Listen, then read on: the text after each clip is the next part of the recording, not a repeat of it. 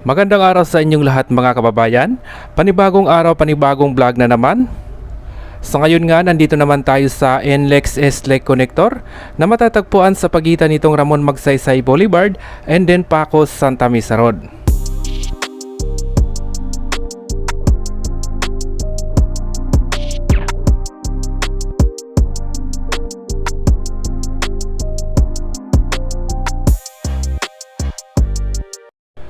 Nandito nga tayo sa harapan nitong PUP at sa kahabaan din nitong PNR. Dito nga mga kababayan ay tuloy-tuloy na yung pagtatayo nila ng mga kolom.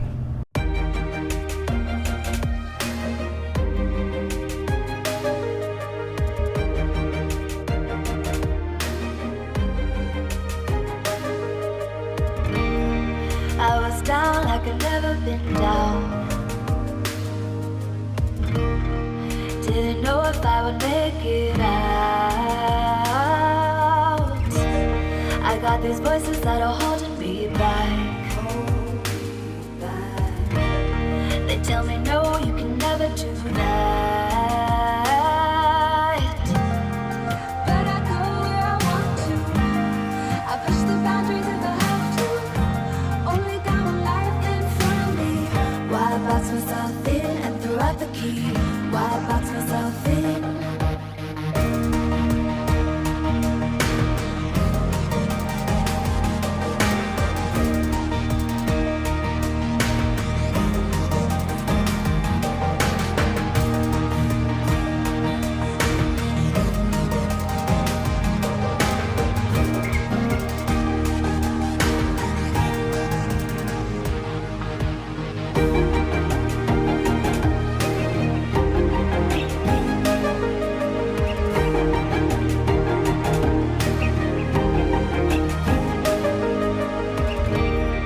I was scared and I wanted to hide. Close the curtains and stay inside. But there's a thunder running through my veins. Now I'm on the freeway cutting lanes. But I go where I want to. I push the boundaries if I have to. Only got one life in front of me. Why box myself in and throw out the key? Why box myself in? I don't wanna find myself. Don't wanna be confined to anything. I just wanna free myself.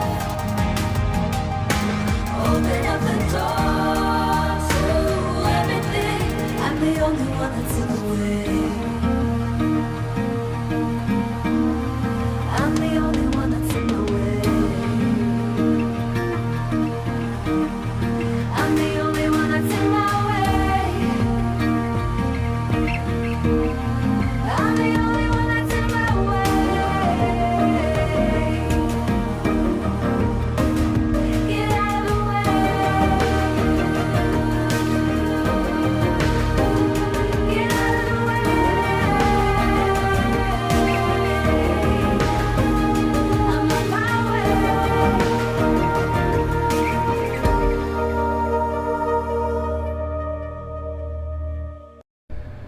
Nandito naman tayo sa pagtawid ditong Ramon Magsaysay Boulevard or sa ikatlong span. Dito nga mga kababayan ay tuloy-tuloy na yung paglatag nila ng mga rebar.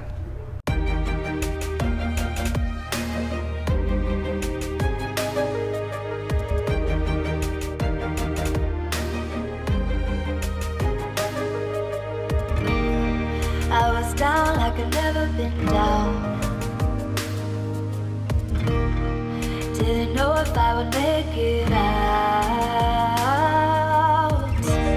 I got these voices that are holding me back. They tell me no, you can never do that. But I go where I want to. I push the boundaries if I have to. Only got one life in front of me. Why box myself in and throw out the key? Why box myself in?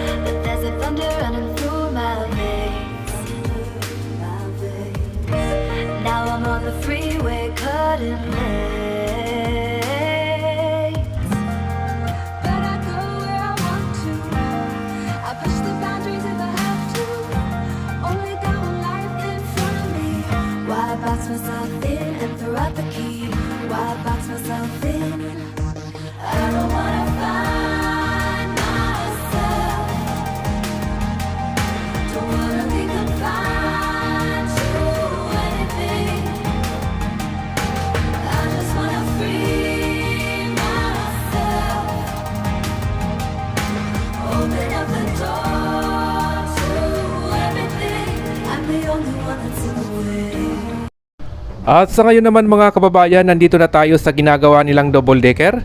Ito pa rin yung nasa tapat nitong Pacos Santa Mesa Road. Dito nga tuloy-tuloy na yung pagtanggal nila ng mga scaffolding.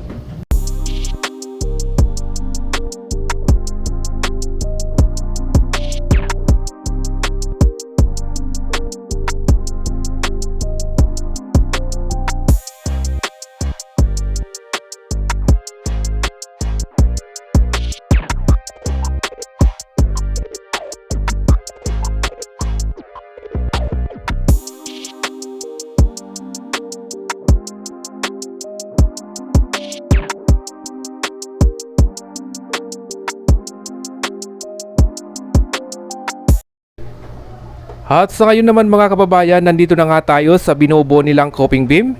Ito yung nakaharap sa Ilog Pasig or patungo na ng Pandacan, Manila. Dito nga kasalukuyan silang gumagawa or bumubuo naman ng mga rebar.